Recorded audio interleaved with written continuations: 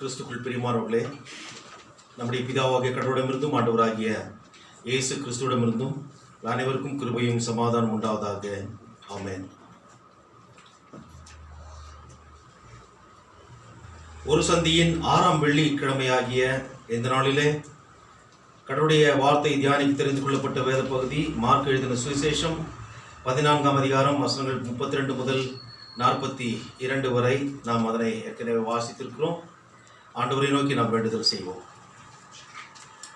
என் கண்மலையும் என் மீட்பெருமாகிய கர்த்தாவே, என்னுடைய வாயின் வார்த்தைகளும் என்னுடைய இருதயத்தின் தியானமும் உம்முடைய சமூகத்திலே எப்பொழுதும் பிரீதியாயிருந்து அது எங்களுக்கு ஆசீர்வாதமாக விளங்கும். நாங்கள் உமக்கு ஏற்ற சாட்சிகளாக இந்த உலகத்திலே வாழ்ந்து எங்களுடைய ஓட்டத்தை பொறுமையோடு ஓடி முடித்து உம்மிடத்தில் வந்து சேர கிருபை செய்தோம்.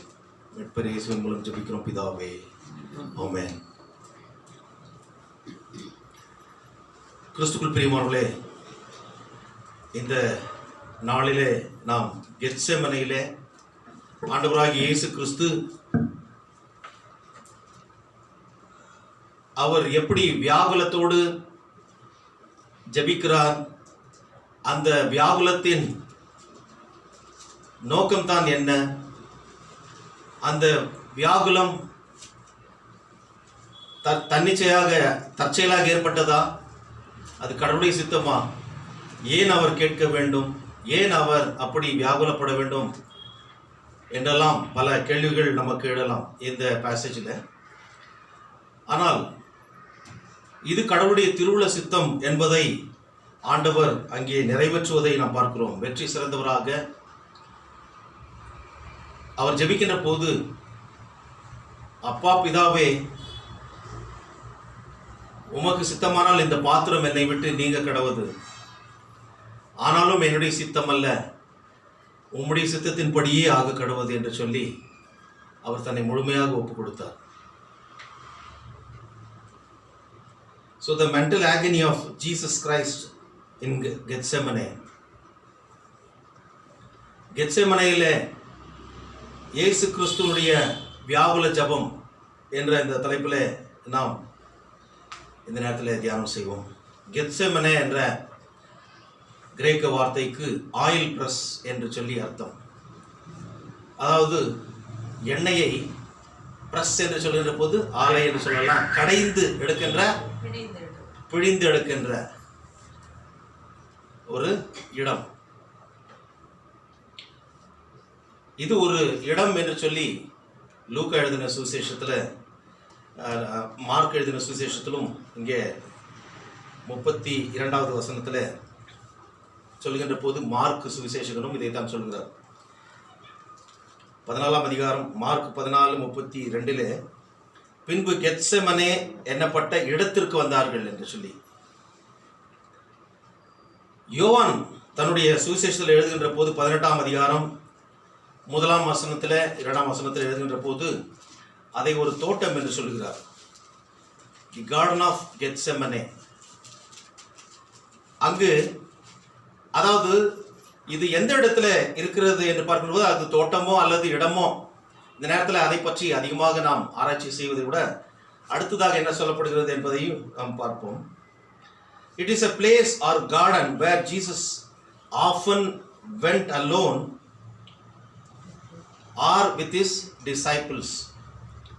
அவர் தனியாகவோ தன்னுடைய சீஷர்களோடு கூட அவர் அந்த இடத்திற்கு விரும்பி சென்ற இடமாக இருக்கிறது. அங்கு அவரும் சென்று தனியாக ஜெபித்தது உண்டு, தன்னுடைய சீடர்களை அழைத்து கொண்டு ஜெபித்ததும் உண்டு, அவர்களோடு ஐக்கியப்பட்டதும் உண்டு. So he used to visit this Gethsemane very often for prayer, rest and also fellowship with his disciples என்று நாம் பார்க்கிறோம். இதே கெத்செமனே தோட்டத்திலே தான் ஆண்டவராகிய இயேசு கிறிஸ்து காட்டி கொடுக்கப்பட்டார். இந்த சம்பவம் எப்பொழுது நடைபெற்றது என்று பார்க்கின்றப்போ, இந்த ஜபம் எந்த நேரத்தில் ஏறெடுக்கப்படுகிறது என்று பார்த்தால், அவர் அந்த ராத்திரி போஜனத்தை ஏற்படுத்தின பிறகு நடைபெறுகின்ற சம்பவம். ஸோ இப்போ எந்த நேரம் இது சொல்லுங்க பார்க்கலாம். இரவு வேளை. அங்கே ஆண்டவராகிய இயேசு கிறிஸ்து அவர் தம்முடைய சீஷர்களை நோக்கி நான் ஜெபம் பண்ணும் அளவும் இங்கே காத்திருங்கள் என்று சொல்லி, so he gives a general instructions to his disciples. அங்கே தான் அந்த காரியத்தை நம்ம பார்க்கிறோம். 12 சீஷர்கள், அதில் யூதாஸ் காரியத்தும் இருக்கிறார். அதன் பிறகு நடக்கிறது என்ன? 33ஆம் வசனத்தில் பேதுருவையும் யாக்கோபையும் யோவானையும் தம்மோடே கூட்டிக் கொண்டு போய் திகிலடையவும் மிகவும் வியாகுலப்படவும் தொடங்கினார் என்று சொல்லி நாம் பார்க்கிறோம். கிறிஸ்துவுக்குள் பிரியமானவர்களே, கெத்செமனே தோட்டம் கிழக்கு எருசலேமுக்கு எதிரில் உள்ள கெத்ரோன் என்ற ஒரு பள்ளத்தாக்கு அருகிலே ஒலிவ மலையின் அடிவாரத்தில் இது இருக்கிறது. அதனுடைய லொகேஷன் இங்கே தான் இருக்கிறது. இந்த இடத்திற்கு யோவான் சொல்லுகின்ற போது இது ஒலிவ மரங்களின் தோப்பு, ஆகவே தான் ஆயில் பிரஸ் என்று சொல்லி அதற்கு பேர் வந்தது. அங்கே ஒலிவ மரங்கள், அதிலிருந்து எடுக்கப்படுகின்ற அந்த விதைகளிலிருந்து எண்ணெயை அவர்கள் எடுப்பார்கள். So it's a grove of olive trees, ஒலிவ மரங்களின் தோப்பு என்று சொல்லி இதற்கு பெயர் உண்டு. 4 சுவிசேஷகர்களும் மத்தேயு, மார்க்கு, லூக்கா, யோவான் எல்லாரும் ஆண்டவராகிய இயேசு கிறிஸ்து இந்த கெத்செமனேவில் அவர் கடைசியாக தன்னுடைய பயணத்தை தொடர்ந்தார் என்று, it is a final visit of our Lord and Savior Jesus Christ என்று சொல்கிறார்கள். So all these 4 writers are giving full attention towards this final journey of our Lord and Savior Jesus Christ towards Gethsemane.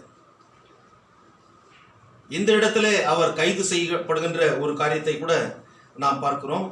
அதாவது 43ஆம் வசனத்தில் பாருங்கள். உடனே அவர் இப்படி பேசுகையில் 12 ஒருவனாகிய யூதாஸ் வந்தான். அவனோட கூட பிரதான ஆசாரியரும் வேதபாரகரும் மூப்பரும் அனுப்பின திரளான ஜனங்கள் பட்டயங்களையும் தடிகளையும் பிடித்து கொண்டு வந்தார்கள். அடுத்த காட்சியாக அவரை கைது செய்கிறார்கள். கிறிஸ்துவுக்குள் பிரியமானவர்களே, இங்கே நாம் பார்க்கின்ற போது பேதுருவையும் யாக்கோபையும் யோவானையும் அவர் 3 பேரை அழைத்து செல்கிறார். ஏனென்றால் அவர்கள் பிற்காலத்தில் ஆண்டவரோடு கூட ஆண்டவருக்காக பெரிய காரியங்களை செய்தவர்கள். ஆகவே அவர்களை அழைத்து கொண்டு போகிறதை நாம் பார்க்கிறோம். அதை குறித்து இன்னும் அதிகமாக இந்த நேரத்தில் நாம் தியானிப்பது ஏற்றதல்ல என்று நினைக்கிறேன்.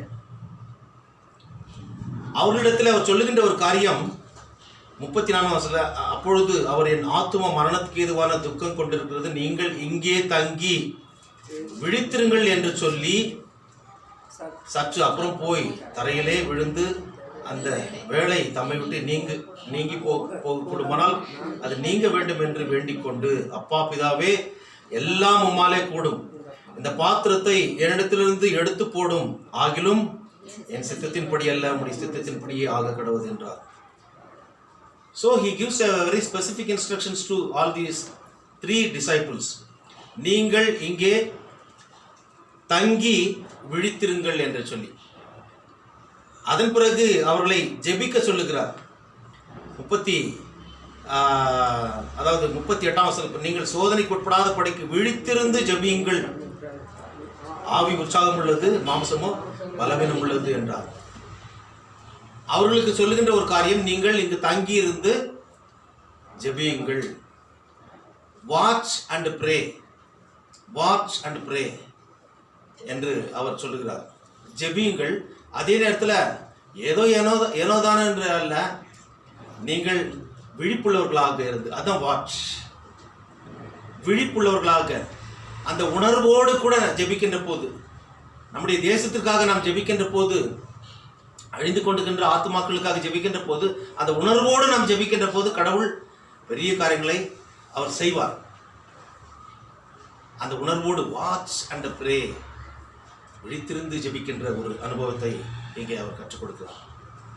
கிறிஸ்துவுக்குள் பிரியமானவர்களே, இதில் முக்கியமான காரியம் என்னவென்றால், இந்த கெத்செமனே தோட்டத்திற்கு அவர் வந்த பிறகு அவர் செய்கின்ற காரியம், அவர் திகிலடைய செய்தார் என்று சொல்லி அந்த 33ஆம் வசனத்தில் பேதுருவையும் யாக்கோபையும் யோவானையும் தம்மோட கூட்டிக் கொண்டு போய் திகிலடையவும் மிகவும் வியாகுலப்படவும் தொடங்கினார். இதுதான் மிக முக்கியமான ஒரு காரியம். ஆண்டவராகிய இயேசு கிறிஸ்து ஏன் திகிலடைய வேண்டும்? திகில் என்று பார்க்கின்ற போது it is a fear, sorrowful fear, ஒரு வருத்தமான, ஒரு வேதனையான ஒரு பயம். அதாவது இந்த sorrowful fear என்று சொல்லி அதில் அவர் கலங்கி போயிருந்தார். he was totally troubled. திகிலடைய வேண்டும். ஏன் அவர் திகிலடைய வேண்டும்? அவர் மரணத்தை சந்திக்கத்தானே, மரணத்தை ஏற்றுக்கொள்ளத்தானே அவர் அனுப்பப்பட்டார் என்று பார்க்கின்ற போது, கிறிஸ்துவுக்குள் பிரியமானவர்களே, அந்த ஏன் அவர் திகிலடைய வேண்டும் என்று கேட்கின்ற போது அவர் திகிலடைந்து தான் ஆக வேண்டுமா என்ற கேள்வி கேட்டால் என்ன சொல்லு? அவர் உண்மையான மனுஷன் ஆகினால யாருக்குமே மரண பயம் என்று வருகின்ற போது அதை தாங்கவே முடியாது. கிறிஸ்துவுக்குள் பிரியமானவர்களே, இன்றைக்கு கொரோனா இல்லைங்களா? கொரோனா வந்துச்சுன்னா என்ன பண்றாங்க? கூட இருக்கிறவங்களை எடுத்துன்னு போயிட்டு ஐசோலேட் பண்றாங்க. அந்த வியாதி பரவி விடும் என்று சொல்லி மரண பயம். ஆனால் நம்மோடு, அதாவது உடன்பிறப்புகளிலே அப்படி ஏற்பட்டாலும் சரி, நம்முடைய தாய் தகப்பன்மாரிலே அப்பேற்பட்ட ஒரு வியாதி இருந்தாலும் கூட அவர்களோடு போய் சேர முடியாதபடிக்கு அந்த மரண பயம் நம்மை தொற்றிக்கொள்ளுகிறது. அதே போல சில கொள்ளை வியாதிகள், கிரானிக் டிசீஸ், இந்த கேன்சர் வியாதி போன்றவர்கள் வருகின்ற போது மிக அந்த வேதனையை அவர்கள் அனுபவிப்பார்கள். அதை சொல்லி சொல்லி மாளாது. ஏனென்றால் டெத் இஸ் சர்டன், அவர்களுக்கு மரணம் என்பது நிச்சயம். ஆகினால விரக்தி அடைந்த ஒரு சூழ்நிலை ஏற்படும். அதே போல காலையில் சொல்லிட்டு போயிருப்பாங்க, வேலைக்கு போயிட்டு வரும்போது ஏதோ ஒரு ஆக்சிடென்ட்ல ஏதோ ஆயிடுச்சு அப்படின்னு. அந்த ஆக்சிடென்ட் விஷயத்தை கேள்விப்பட்ட உடனே வீட்டில் இருக்கிறவங்களுக்கு கிட்டத்தட்ட செத்தே போயிடுவோம். அந்த வேதனை, அந்த மரண பயத்தினால வர்றதில்ல, அதனுடைய அதிர்ச்சி. ஸோ இங்கே கூட பார்க்கிறோம், அவர் திகிலடையவும் மிகுந்த வியாகுலப்படவும் தொடங்கினார் என்று சொல்லி நாம் பார்க்கிறோம். ரெண்டு காரியங்கள், the deepest sorrow and sufferings of our Lord and Saviour Jesus Christ. மத்திய 26:3-37 பார்க்கின்ற போது அவர் துக்கமடையவும், திகிலடையவும் மாத்திரமல்ல துக்கமடையவும் தொடங்கினார் என்று சொல்லி. மரண பயம் யாரை தான் விட்டது? கிறிஸ்துவுக்குள் பிரியமானவர்களே, ஒரு கட்டத்தில் எனக்கு கூட ஒரு 10 வருடத்துக்கு முன்பதாக இந்த கழுத்து பகுதியில் சில கட்டிகள் வந்தது. என்னுடைய வேலை செய்த என்னுடைய, அதாவது ஒரு சக ஊழியர், அவர் ஒரு மெஷின் ஆப்ரேட்டராக இருந்தார். அவருக்கு அது போன்ற கட்டி ஏற்பட்டு MS ராமையா ஆஸ்பத்திரியில் டயக்னோஸ் பண்ணாங்க. டயக்னோஸ் பண்ண பிறகு அந்த திசு டெஸ்ட் எடுத்து இது பண்ணாங்க, பயாப்சி எடுத்து பண்ணும்போது அவருக்கு அதில் பிளட் கேன்சர் என்று வந்தது. அதே போல் எனக்கும் கூட வந்தது, அதாவது இந்த கழுத்து பகுதியில். எனக்கு ஒரு மரண பயம்னா அதுதான். உண்மையான மரண பயத்தை ಅನುಭವಿತವನ್. ஆனால் அவர் சொன்னார், சார் ನಿಮಗೆಲ್ಲ ಅದು ಬರಲ್ಲ ಸರ್, ನೀವು ಎಷ್ಟು ಒಳ್ಳೇದು ಮಾಡಿದ್ದೀರಿ, ನಿಮ್ಗೆ ಬರಲ್ಲ. ஆனாலும் யார் நல்லவன் கெட்டவனை பார்த்து வருது நோய், அந்த மரண பயம் தொற்றிக்கொண்டது. கிறிஸ்துக்குள் பிரியமானவன், நானும் போனேன் MS ராமையா ஹாஸ்பிட்டலுக்கு.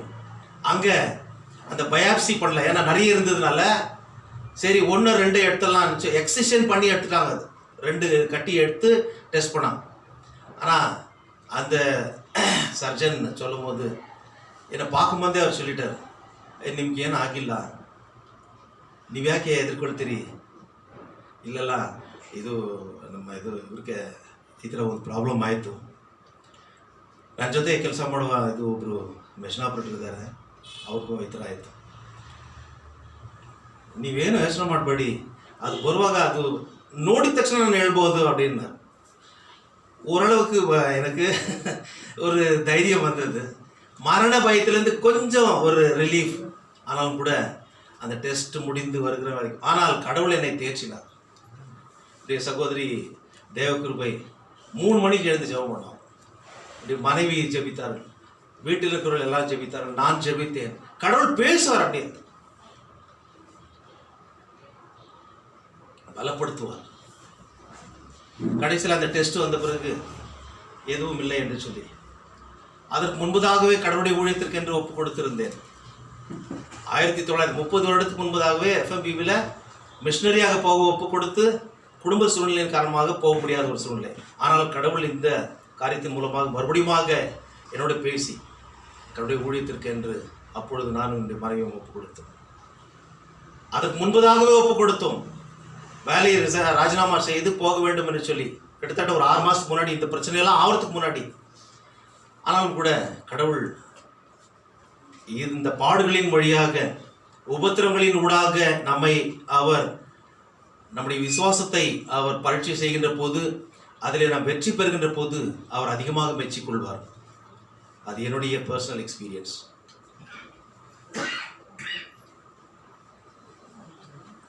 கிறிஸ்துக்குள் பிரியமானவர்களே, அவர்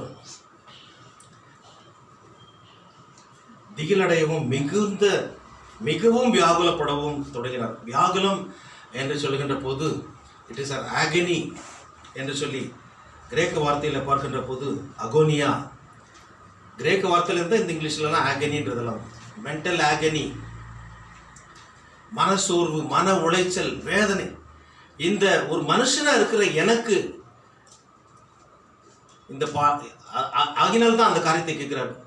அப்பா பிதாவே, உமக்கு சித்தமானால் இந்த பாத்திரம் என்னை விட்டு நீங்க கிடையாது. ஆனால் இந்த பாத்திரம் எப்பேற்பட்ட பாத்திரம் என்று பார்க்கின்ற போது இவர் தான் நிறைவேற்ற வேண்டும், வேறு யாராலுமே இந்த காரியத்தை செய்ய முடியாது. It is not an ordinary role. 35ஆம் வசனத்தில் நாம் பார்க்கின்ற போது அங்கே ஒரு காரியத்தை பார்க்கும். இயேசு சற்று அப்புறம் போய் தரையிலே விழுந்து என்று சொல்லி முகம் குப்புற அவர் விழுந்து கடவுளத்தில் தன்னுடைய தகப்பனிடத்தில் கேட்கிறார், தரையிலே விழுந்து என்று சொல்லி.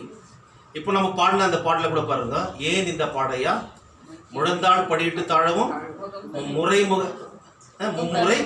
தரைப்பட விழவும் இல்லையா? அது போல அங்கே நாம் பார்க்கிறோம். மத்திய 26:39 முகம் குப்புற விழுந்து என்று இருக்கிறது. இங்கே மார்க்கு 35 பார்க்கின்ற போது இயேசு சற்று அப்புறம் போய் தரையிலே விழுந்து என்று இருக்கிறது. மத்திய 26:39 முகம் குப்புற விழுந்து, முகம் குப்புற அவர் விழுந்து அவர் கெஞ்சி கேட்கின்ற ஒரு காரியத்தை பார்க்கிறோம். இந்த பாத்திரம்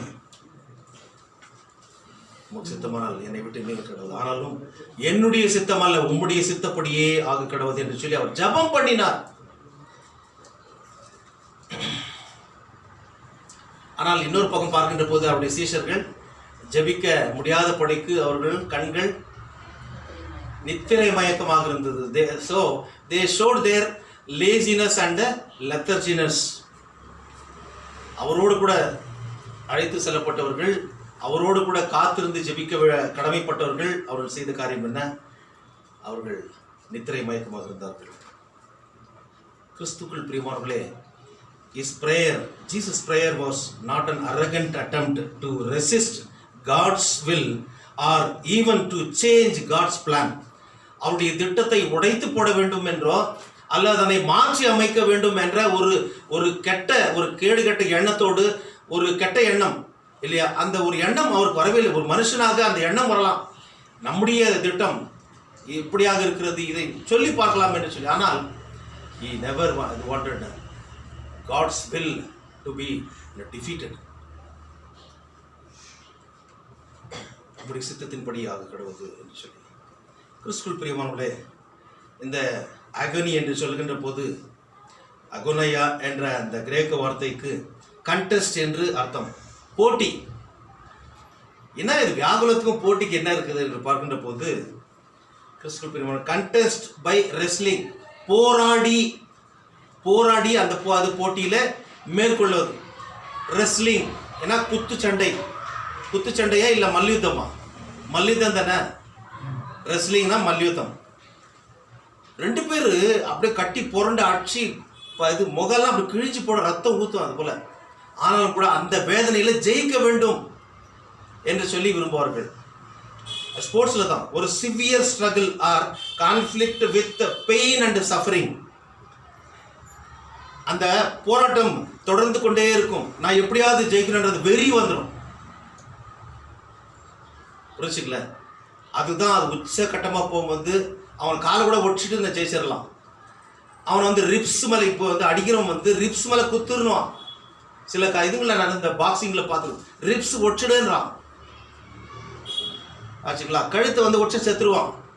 அதெல்லாம் தீஸ் ஆர் தி டெக்னிக்ஸ். இப்படியெல்லாம் செய்யும்போது அந்த ரெஸ்லிங்கில் அந்த கான்ஃப்ளிக்ட் ஆஃப் நேச்சர் அதில் வெற்றி அடைய வேண்டும். அந்த பெயின் அந்த சஃபரிங்கோடு கூட அதிலிருந்து மேற்கொள்ள வேண்டும் என்று. ஆனால் இந்த பாடுகளை நான் ஏற்றுக்கொள்ள வேண்டும், அது ஒரு வியாகுலப்படுத்தினது. உமக்கு சித்தமானால் இதனை நீக்கும் என்று அவர் கேட்கிறார். ஆனால் என்னுடைய சித்தம் அல்ல, உங்களுடைய சித்தத்தின்படியாக கிடவது என்று சொல்லி மறுபடியும் அவர் தன்னை ஒப்புக் கொடுக்கிறார். கிறிஸ்துக்குள் பிரியமானவர்களே, 34ஆம் வசனத்தில் என் ஆத்துமா மரணத்துக்கு ஏதுவாக துக்கம் கொண்டிருக்கிறது. மரணத்துக்கு அது ரொம்ப கிளியர், கிறிஸ்டல் கிளியராக இருக்குங்களே. என்னுடைய ஆத்துமா மரணத்துக்கு ஏதுவாக துக்கம் கொண்டிருக்கிறது. ஸோ இங்கே பார்க்கின்ற போது மரணத்துக்கு ஏதுவான துக்கம், அங்கே வந்து மரணம் என்று பார்க்கின்ற போது அங்கே அந்த மரணம், அதாவது ஸ்பிரிட் இல்லை, ஆவிதான் அங்கே அவரை உயிரோடு வைத்திருக்கிறது. அந்த ஆவி எடுக்கப்படுகின்ற போது அவர் மரணம், மண். இங்கே அவருடைய ஆத்துமா என்று பார்க்கின்ற போது சோல். அடுத்து இந்த சரீரம் ஒப்பு கொடுக்கப்படும். So we see soul, spirit and body, மூன்று காரியங்களையும், ஆவி, ஆத்துமா, சரீரம் மூன்றும் அங்கே வியாகுலப்படுகிறது. அவர் மிகவும் வியாகுலப்பட்டார். That is very unique word. அதிகபட்சமாக போகின்ற போது என்ன ஆகுனா, இந்த அதிர்ச்சி, அந்த ஆங்ஸைட்டி மிக மோசமான நிலையை ஏற்படுத்தும், மன உளைச்சல் ஏற்படுத்தும். அந்த ஸ்ட்ரெஸ், இந்த ஹைப்பர் டென்ஷன், இந்த அதாவது ரத்தம் கொதிக்கும். அப்படியே கொதிக்கின்ற போது இந்த ஹெமரேஜ் போல ஏற்படும். அதாவது ரத்த கசிவு எங்க மூளையில தான் ஃபர்ஸ்ட் ஏற்படும். இந்த அதிர்ச்சியை தாங்க முடியாத நிறைய பேருக்கு ஃபர்ஸ்ட் மூக்கில் ரத்தம் வரும், வாயில ரத்தம், செத்துருவாங்க. ஹார்ட் அட்டாக் ஆயிடுச்சு. ஹார்ட்ல வந்து எதுவும் ப்ராப்ளம் இருக்காது, இங்க ஆயிருக்கும். கிறிஸ்துக்குள் பிரியமான, வியாகுலம் என்பது அந்த வேதனுடைய உச்சக்கட்ட ஒரு நிலை. மிகுந்த வியாகுலப்பட்டார் என்று சொல்லி பார்க்கிறோம். கிறிஸ்துக்குள் பிரியமானவர்களே, லூக்கா எழுதின சுவிசேஷம் 22:44 பார்க்கின்ற போது லூக்கா இன்னொரு காரியத்தை அங்கே சொல்கிறார். Luke gives the physical description of Jesus. அவருடைய உடலில் என்ன மாற்றம் ஏற்பட்டது என்று அங்கே சொல்கின்ற போது அவருடைய அதாவது வியர்வில் இரத்த துளிகளாக, பெருந்துளிகளாக நிலத்தில் விழுந்தது என்று சொல்லி, his sweat become like great drops of blood falling down upon the ground. அதான் சொன்ன கிறிஸ்துவுக்குள் பிரியமானவர்களே, இந்த அதிர்ச்சி அதிகமாகின்ற போது எல்லா அவயவத்தையும் பாதிக்கும். எல்லா பிளட் வெசல்ஸ், மூளையில் வந்து லட்சக்கணக்கான நரம்புகள், அந்த பிளட் வெயின்ஸ் இருக்கிறது. என்ன ஃப்ராங்க்லின், am I right? லட்சக்கணக்கான பிளட் வெயின்ஸ். ஸோ ஒரு பிளட் வெயின் இதான கூட சரி, அந்த ரத்த கசிவு ஏற்பட்டால் பிரச்சனை. ஸோ அதான் ஹெமரேஜ் என்று சொல்லி, ரத்த கசிவு, ரத்த போக்கு என்று ஏற்படும். ஸோ ரத்தத்தின் பெருந்துளிகளாக விழுந்தது என்றால் அது எவ்வளோ, எந்த அளவுக்கு இந்த பாதிப்பு ஏற்பட்டிருப்பார். சிலருக்கு இந்த அதிர்ச்சி ஏற்பட்டால் உடல் பூரா, கண்ணுலேருந்து ரத்தம் வருமா, காதுலேருந்து ரத்தம் வரும், மூக்குலேருந்து ரத்தம், வாயிலேருந்து ரத்தம், இந்த ஸ்கின்லேருந்தெல்லாம் ரத்தம் வரும். ஸோ அந்த கேவிட்டி இருப்பாங்க, சின்ன இந்த இதுங்க எல்லா கேவிட்டி ஓப்பன் ஆகிடும். பிளட் வெயின்ஸ் மாத்திரம் இல்லை, கம்ப்ளீட் இந்த இது ஸ்கின்ல இருக்கிற அந்த கேவிட்டிஸ் எல்லாம் ஓப்பன் ஆகிடும். சின்ன இது சந்துகள், ரத்தம் எல்லாம் அப்படி வந்து மறிப்பார்கள். வியாகுலத்தினுடைய உச்சக்கட்டம்.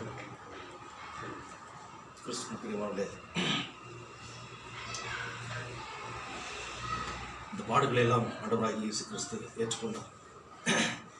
இதன் மத்தியிலே அவர் வந்து சொல்கிறார் 32ஆம் வசனத்தில், நீங்கள் சோதனைக்கு உட்படாதபடிக்கு விழித்திருந்து ஜெபம் பண்ணுங்கள், வாட்ச் அண்ட் ப்ரே.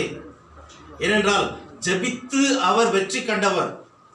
இந்த சோதனையை, இந்த ஜெபம் செய்து அவர் அதில் தோல்வி அடையவில்லை. ஆண்டவரிடத்தில் அவர் கேட்டார். கேட்டு என்னுடைய சித்தம் அல்ல உம்முடைய சித்தத்தின்படி ஆக கடவுது என்று சொல்லி அவர் ஒப்புக் கொடுத்தார். So Jesus never wrestling with God's plan or resisting God's will. 39 வசனத்தில் பார்க்கும் இயேசு மறுபடியும் இரண்டாம் முறை அவர் ஜெபம் பண்ணினார். அதே வார்த்தைகளை சொல்லி, அப்பா பிதாவே உமக்கு சித்தமான இந்த பாடுகள் இந்த பாத்திரம் என்னை விட்டு நீங்க கடவுது என்று சொல்லி. ஸோ இது அவர் தன்னை தாழ்மைப்படுத்தி கடவுளுடைய சித்தத்திற்கு ஒப்பு கொடுத்ததை தான் இங்கே காட்டுகிறது. His plea clearly acknowledged his obedience to the will of his father. தன்னுடைய பிதாவுக்கு எந்த அளவுக்கு அவர் கீழ்ப்படிந்திருக்கிறார் என்பதை இங்கே வெளியரங்கமாக அவர் நிரூபித்து காட்டுகிறார். கிறிஸ்துக்குள் பிரியமானவர்களே, லூக்கா எழுதின சுவிசேஷம் 36 சொன்ன அதே வார்த்தையை தான் அவர் 40ஆம் வசனத்திலும் சொல்கிறார். லூக்கா 26:44 பார்க்கின்ற போது இயேசு மறுபடியும் 3ஆம் தரமும் அதே வார்த்தைகளை சொல்லியே ஜெபம் செய்தார் என்று லூக்கா சுவிசேஷகன் சொல்லுகிறார். அதே வார்த்தையை 3 முறை சொல்லியிருக்கிறார்.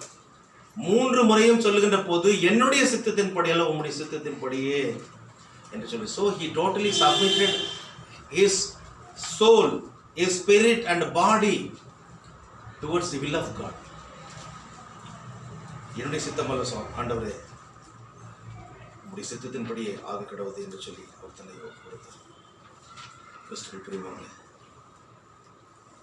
so Lord Jesus Christ, he submitted totally towards the will of God. கடவுளுடைய சித்தத்திற்கு தன்னை முழுமையாக அவர் ஒப்புக் கொடுத்தார். Jesus yielding himself to God's will, தன்னை அதில் ஊற்றி விட்டார். அதற்கு அதாவது I am at your disposal, I am at your service. உம்முடைய சித்தத்தை செய்ய வந்திருக்கிறேன், என்னை ஏற்றுக்கொள்ளுங்கள், உம்முடைய சித்தத்தின்படி என்னை நடத்தும். கிறிஸ்துவுக்குள் பிரியமானவர்களே, இந்த எல்லா சூழ்நிலைகளையும் ஆண்டவர் ஜெபத்தினாலே அவர் ஜெயித்தார். So prayer is a very important tool for our Christian life. ஜெபம் இல்லாமல் எந்த காரியத்தையும் நம்ம செய்ய முடியாது. ஜெபித்து அதில் வெற்றி கண்டவர் நம்முடைய ஆண்டவர். Submitting to God's will is a paramount important than our own will to be fulfilled in this world. கடவுளுடைய சித்தம் நிறைவேற்ற என்னை முழுமையாக ஒப்புக்கொட முடியும், என்னுடைய சித்தம் அல்ல என்று நாம் கேட்கின்ற போது, ஜெபிக்கின்ற போது பல காரியங்கள் நமக்கு கிடைக்காமல் போகலாம். அதற்காக அவர் கேட்கவில்லை என்று அர்த்தம் அல்ல. கடல்ல, சமுத்திரத்தில், கப்பலில் எங்கேயோ ஒரு இடத்துல இருக்கும், அதுக்காக கப்பல் இல்லைன்னு சொல்ல முடியாது. நம்முடைய ஜெபத்தை ஆண்டவர் கேட்பார், ஏற்ற நாளில் அதற்குரிய பலனை கொடுப்பார். ஆகவே ஏக பலியாக தேவன் தன்னுடைய ஒரே குமாரனாகிய ஆண்டவராகிய இயேசு கிறிஸ்துவை சாக கொடுத்ததினாலே நாம் பிழைத்துக் கொண்டோம். இதில் முக்கியமான ஒரு காரியத்தை நாம் தெரிந்து கொள்வது என்ன என்றால், நீங்கள் விழித்திருந்து ஜெபியுங்கள் என்று சொன்னார், நீங்கள் சோர்ந்து போகாமல் ஜெபியுங்கள் என்று சொன்னார். கடைசியில் பாருங்க, அந்த 40ஆம் வசனத்தில் அவர் திரும்ப வந்தபோது அவர்கள் மறுபடியும் நித்திரை பண்ணுகிறவர்களாக கண்டார். அவருடைய கண்கள் மிகுந்த நித்திரை மயக்கம் அடைந்திருந்தபடியால் தாங்கள் மறுமொழியாக அவருக்கு சொல்வது இன்னதென்று அறியாதிருந்தார்கள். அவர் 3வது முறையாக வந்து கேட்கும்போது இன்னும் நல்ல தூக்க மயக்கம், என்ன சொல்றது தெரியல, பிதற்ற ஆரம்பிக்கிறாங்க. பதிலே சொல்ல முடியல, பெணாத்த ஆரம்பிச்சாங்க, உளர ஆரம்பிச்சாங்க. உற்சாகத்தோடு செய்ய வேண்டிய ஒரு காரியத்தை செய்யாத போது உளர வேண்டிய நிலைமை, என்னதான் உளரணும் சொல்லணும் என்று அது கூட புரியாமல் அவர்கள் இருந்தார்கள் என்று பார்க்கிறோம். ஆண்டவர் சொல்றாரு, நீ இதுக்கப்புறம் நீ நல்லா ரெஸ்ட் எடுத்துங்கப்பா, ஏன்னா நான் ஒப்பு கொடுக்கப்பட வேண்டிய நேரம் வந்தாயிற்று என்று சொல்லி 41 வசனத்தில் அவர் சொல்லுகிறார். என்னை காட்டி கொடுக்கிறவன் இதோ வந்து விட்டான். 41 பாருங்க, அவர் 3ஆம் தரம் வந்து இனி நித்திரை பண்ணி இளைப்பாருங்கள், டேக் ரெஸ்ட், நான் ஒப்பு கொடுக்கப்பட்டாயிற்று, நான் மரிப்பது நிமித்தமாக. ஆனாலும் கூட அதன் பிறகு நடந்தது என்ன? அவர் மரித்து உயிர் தெழுந்த பிறகு ஜெபித்து ஜெபித்து ஜெபித்து இதே நித்திரை மயக்கமாக இருந்த சீஷர்கள் உலகை கலக்கினார்கள்.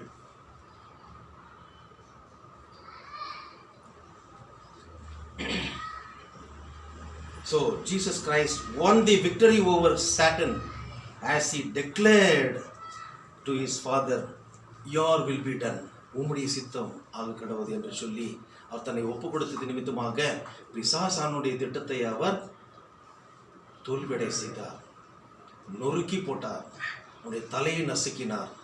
கடவுளுடைய சித்தம் நிறைவேற்றப்பட்டது, அவர் வெற்றி சிறந்தார். ஆகவே சோதனையை நாமும் கூட சகிக்கின்ற போது ஜெபித்து காலாகாலமாக ஜெபித்து எனக்கு பிரச்சனைகள் வந்து கொண்டே இருக்கிறது, நான் என்ன செய்வேன் என்று தவித்து கொண்டிருக்கின்ற உன்னையும் என்னையும் பார்த்து இப்பேற்பட்ட தேசத்திலே வாழ்ந்து கொண்டிருக்கின்ற அடக்குமுறைகள், பிரச்சனைகள், வேதனைகள், நாளைக்கு என்ன நடக்கும், நாளைக்கு அதாவது குட் ஃப்ரைடே நம்ம செலிப்ரேட் பண்ண முடியுமா, ஆசரிக்க முடியுமா, இல்லை ஈஸ்டர் ஆசரிக்க முடியுமா என்ற ஒரு நிலை இன்றைக்கு கூட ஒரு நிச்சயம் இல்லாத ஒரு சூழ்நிலையில் நாம் இருக்கிறோம். நாளைக்கு நாம் ஆலயத்தில் வந்து தொழுது கொள்ள முடியுமா என்ற நிலைமை இருக்கிறதா என்று ஒரு நிச்சயமற்ற நிலையில் இருக்கிறோம். நாளைக்கு நாம் இதே இந்திய தேசத்தினுடைய குடிமக்களா என்ற ஒரு நிலைமையை ஊர்ஜிதப்படுத்த முடியாத ஒரு நிலைமையை கூட ஏற்படுத்தக்கூடிய ஒரு சூழ்நிலை இருக்கிறது. ஆனாலும் கூட நம்முடைய விண்ணப்பத்தை ஆண்டவர் கேட்கிறவர், அவர் வெற்றி சிறந்தவர், அவர் நமக்கு உதவி செய்வார். எபிரேயர் 2:18 பார்க்கிறோம் கடைசி வசனம், ஆதலால் அவர் தாமே சோதிக்கப்பட்டு பாடுபட்டதினாலே அவர் சோதிக்கப்படுகிறவர்களுக்கு உதவி செய்ய வல்லவராயிருக்கிறார். So he is able to help